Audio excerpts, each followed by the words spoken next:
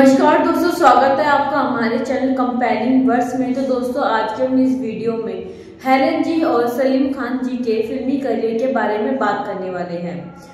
तो आज का जो कंपैरिजन है वो काफी इंटरेस्टिंग सा होने वाला है।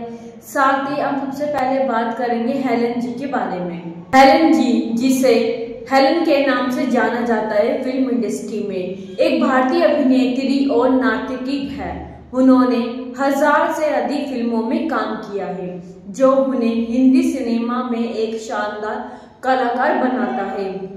70 साल के करियर में हेलन जी को 2 फिल्म फेयर पुरस्कार मिले हैं। उन्हें अक्सर अपने समय की सबसे लोकप्रिय नाच और कैबरे नर्तकियों में से एक के रूप में उद्धृत किया जाता है।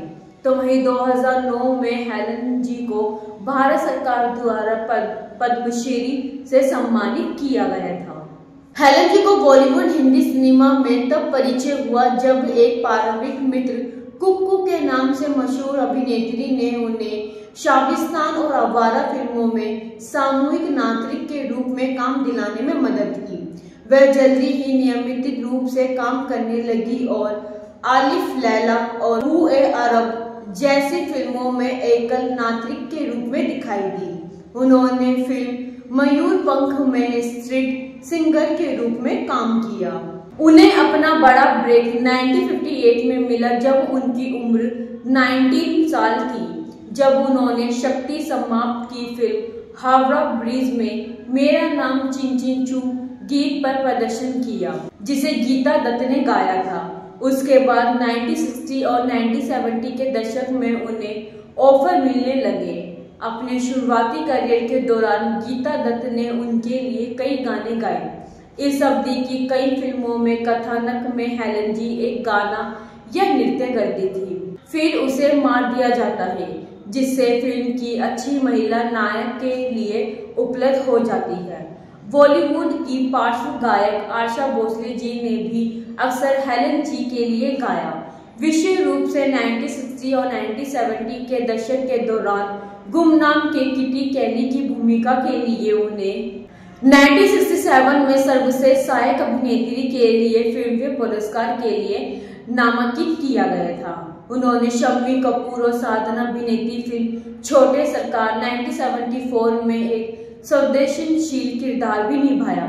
शम्मी कपूर के साथ उन्होंने कई हिट डांस नंबर किए, जैसे जंगली में सुसुसु, चाइना टाउन में यामा यामा, तीसरी मंजिल 1966 में ओ हसीना जुल्फों वाली, सिंगापुर में प्यार का ही नाम ओ प्रिंस, 1969 में मुलाकात हमसे ना करो। उन्होंने लंदन, पेरिस, हांगकांग में मंच पर प्रदर्शन किया। 1972 में वह कन्नड़ फिल्म में भले ऊंचा में दिखाई दी। 1973 में मार्च आइवरी फिल्म की 30 मिनट की documentary film Helen queen of the north girls release हुई थी।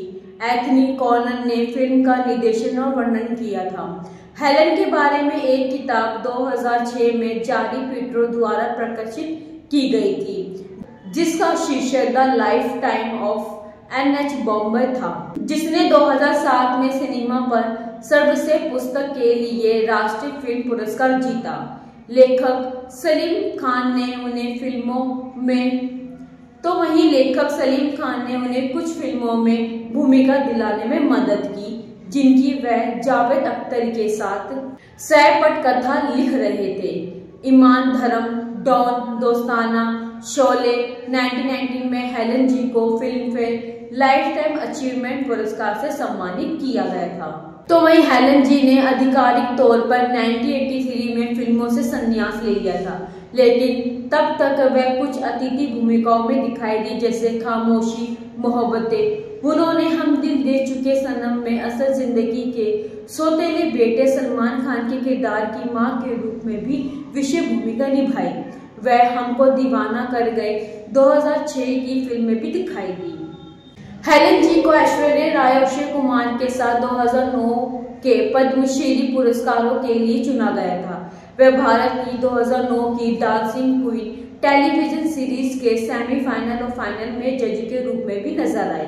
दोस्तों, ये था हेलन जी का फिल्मी करियर। अब बात करते हैं सलीम खान जी की फिल्मी करियर के बारे में। भारतीय अभिनेता, फिल्म निर्माता और पटकथा लेखक है। उन्होंने कई बॉलीवुड फिल्मों के लिए पटकथाएं, कहानियां और स्क्रिप्ट लिखी है। वे जावेद अख्तर के साथ सलीम जावेद जी की विपुल पटकथा लेखक जोड़ी का हिस्सा है। ये जोड़ी हिंदी सिनेमा में स्टार का दर्जा हासिल करने वाली पहले भारतीय पटकथा लेखकों में से एक थी और सभी समय के सबसे सफल भारतीय पटकथा लेखकों में से एक बन गई। एक साथ काम करते हुए सलीम खान कहानियों और पात्रों को विकसित करने के लिए काफी हद तक जिम्मेदार थे, जबकि जावेद अख्तर संवादों को विकसित करने के लिए काफी हद तक जिम्मेदार थे। तो वहीं सलीम जावेद ने 1970 के दशक में भारतीय सिनेमा में क्रांति ला दी, बॉलीवुड के फॉर्मूला को बदल दिया और नया रूप दिया। बॉलीवुड ब्लॉकबस्टर फॉर्मेट की शुरुआत की और मसाला फिल्म और डकैत वेस्टर्न जैसी विधाताओं की शुरुआत की। Salim Khan Amitabh Bachchan angry young man चरित्र के मूल रूप को बनाने के लिए भी जिम्मेदार व्यक्तियों में से एक थे। उनकी फिल्में अब तक की सबसे ज्यादा कमाई करने वाली भारतीय फिल्मों में शामिल है, जिसमें शोले शामिल है और उस समय की सबसे ज्यादा कमाई करने वाली भारतीय फिल्म थी, और साथ ही सीता और गीता, जंजीर, दीवार, त्रिशूल, क्रांति, डॉन फ्रेंचाइज जैसी फिल्में भी शामिल है। शोले को अब तक की सबसे महान भारतीय फिल्मों में से एक माना जाता है। तो वहीं सलीम खान परिवार के स्थापक के रूप में भी जाने जाते हैं। 3 बॉलीवुड अभिनेताओं सलमान खान, सोहेल खान, अरबाज खान और फिल्म निर्माता अलवीरा खान अग्निहोत्री के पिता के रूप में उनकी शादी सुशीला चक्र उर्फ सलमा खान और अभिनेत्री हेलन डिस्टर्शन खान से हुई। सलीम खान ने सलीम जावेद के हिस्से के रूप में 6 फिल्मफेयर पुरस्कार जीते और बाद में उन्हें 2014 में पद्मश्री से सम्मानित किया गया। उन्होंने अमरनाथ द्वारा निर्देशित फिल्म बारात में सहायक भूमिका निभाई और साथ ही सलीम ने स्वीकार कर लिया कि मुंबई चले गए। महिमा में एक किराए के अपार्टमेंट में रहने लगे। उनके भाई इंदौर में ट्रांसपोर्ट ट्रक के मालिक थे और पैसे से उनकी मदद करते थे। हालांकि बारात 1960 में विविध रूप से बनी और रिलीज हुई, लेकिन ये बहुत अच्छा प्रदर्शन नहीं कर पाई। 25 फिल्मों में काम करने के बाद उन्हें अंत में समझ में आ गया कि वह अभिनेता बनने के लिए उपयुक्त नहीं थे, क्योंकि मेरे पास प्रक्षेपण की कला की कमी थी। लेकिन अब तक बहुत देर हो चुकी थी, मैं इंदौर से वापस कैसे जाता। 1960 के दशक के अंतराल में सलीम खान ने अपना ध्यान अभिनय से हटकर पटकथा लेखन की ओर लगाना शुरू कर दिया और प्रिंस सलीम नाम का उपयोग करना जारी रखा। उनकी सबसे लोकप्रिय फिल्म पटकथाओं में से एक 2 भाई थी। उन्होंने अबरार अलवी के साथ लेखन सहायिका के रूप में भी काम शुरू किया।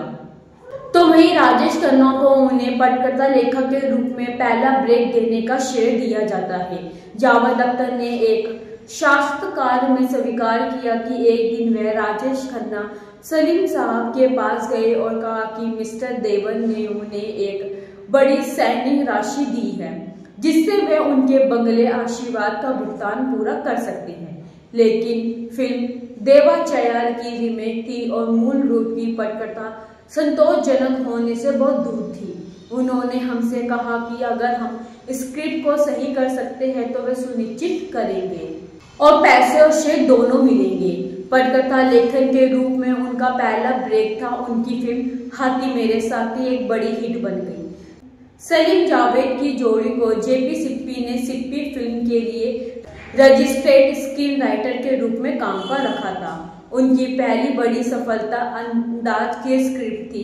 उसके बाद अधिकार, हाथी मेरे साथी, सीता और गीता, उन्होंने यादों की बारात, जंजीर, हाथ की सफाई, दीवार, शोले, चाचा भतीजा, त्रिशूल, दोस्ताना, क्रांति, जमाना, मिस्टर इंडिया में हिट फिल्में दी। 1987 में उन्होंने 2 कन्नड़ फिल्मों प्रेमदा कनिके और राजा नन्ना राजा सहित 24 फिल्मों में एक साथ काम किया है। उनकी लिखी 24 फिल्मों में से 20 हिट रही। उन्होंने जो पटकथाएं लिखी थी लेकिन बॉक्स ऑफिस पर सफल नहीं हुई, उनमें आखिरी दाव, ईमान धर्म, काला पत्थर और शान शामिल है। हालांकि 1982 में वे अलग हो गए, लेकिन अहंकार के मुद्दों के कारण उन्होंने जो पटकथाएं लिखी उनमें से कुछ पर बाद में जमाना और मिस्टर इंडिया जैसी फिल्में बनी जो सफल रही। सलीम जावेद, जिन्हें कई बार सर्वकालीन सबसे सफल पटकथा लेखक के रूप में वर्णित किया गया है, भारतीय सिनेमा में स्टार का दर्जा हासिल करने वाले पहले पटकथा लेखक के रूप में भी जाना जाता है। तो वहीं सलीम जावेद नाम से श्रेय देने जाने के बावजूद जंजीर की पटकथा लगभग पूरी तरह से सलीम खान द्वारा अकेले लिखी गई थी। जावेद अख्तर को शामिल करने और इससे सलीम जावेद नाम से श्रेय देने से पहले सलीम खान जी ने अमिताभ बच्चन के करियर को लॉन्च करने में भी महत्वपूर्ण भूमिका निभाई थी, जो सलीम जावेद द्वारा खोजे जाने से पहले एक संघर्षशील अभिनेता थे जो उनकी अभिनय क्षमताओं से प्रभावित थे और उन्हें अपनी फिल्मों में मुख्य भूमिका में लेने पर भी जोर दिया था। सलीम खान अमिताभ बच्चन को प्रकाश मेहरा और मनमोहन देसाई जैसे निर्देशकों से मिलवाने के लिए व्यक्तिगत रूप से भी जिम्मेदार थे। जावेद जी ने अलग होने के बाद सलीम खान ने अंगारे, नाम, कब्जा, जुर्म जैसी सफल फिल्मों के लिए पटकथा और संवाद लिखे। अंगारे के लिए राजेश खन्ना के निर्देशक राजेश शेट्टी से सलीम खान के पास जाकर उनकी स्क्रिप्ट पर फिर से काम करने को कहा। तो वहीं सलीम 1996 में फिल्मों में बहुत सक्रिय नहीं थे, क्योंकि 1998 और 1996 के बीच उन्होंने जो फिल्में लिखी उनमें अकेला, तूफान और अन्य फिल्में फ्लॉप रही। तो वहीं जावेद अख्तर से अलग होने के बाद उन्होंने 1983 से 1996 तक फिल्मों की पटकथाएं लिखी। तो वहीं उन्होंने 1983 से 1996 तक 13 फिल्मों की पटकथाएं लिखी, साथ ही जिसमें उनके बेटे सलमान खान ने भी काम किया था। अन्य उल्लेखनीय हिट फिल्मों में मैंने प्यार किया तो डरना क्या और औजार की पटकथाएं शामिल हैं। दोनों का निर्माण उनके सबसे छोटे बेटे सोहेल खान ने किया था और सलमान खान ने अभिनय किया था। जावेद अख्तर के साथ उनकी आखिरी अनौपचारिक साझेदारी फिल्म बागबान 2003 के लिए थी। अमिताभ बच्चन ने जावेद अख्तर से अपना अंतिम भाषण लिखने का अनुरोध किया। सलमान खान ने उनसे पहले अपने भाषण के लिए अपने पिता सलीम खान से अपना भाषण लिखने का अनुरोध किया था। हालांकि ना तो सलीम खान और ना ही जावेद अख्तर को इसका श्रेय दिया गया। बात करें सलीम खान जी के पुरस्कार और सम्मान की, तो उन्होंने 1983 में सर्वश्रेष्ठ पटकथा शक्ति के लिए सर्वश्रेष्ठ संवाद से सम्मानित किया गया था। तो वहीं 1976 में सर्वश्रेष्ठ पटकथा सर्वश्रेष्ठ कहानी दीवार के लिए 1975 में सम्मानित किया गया था। तो वहीं 1974 में सर्वश्रेष्ठ पटकथा सर्वश्रेष्ठ कहानी जंजीर के लिए सम्मानित किया गया था। तो वहीं दोस्तों शोले 1975 को ब्रिटिश फिल्म इंस्टीट्यूट के 2002 के सर्वकालीन शीर्ष 10 भारतीय फिल्मों के सर्वश्रेष्ठ में पहला स्थान दिया गया था।